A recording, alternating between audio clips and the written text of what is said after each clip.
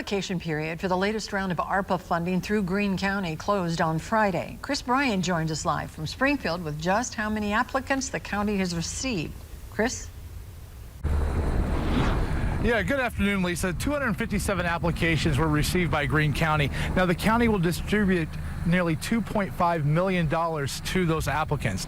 Now, businesses had to be licensed before March 1st of 2020 and have less than 100 employees in order to be eligible for this round. Home-based businesses and small businesses were strongly encouraged to apply, who could prove that they suffered significantly negative impacts from the COVID-19 public health emergency. Now, Lyle Foster, the Greene County ARPA Community Grant Specialist, says that the number of applications for this most recent round shows the program is a success.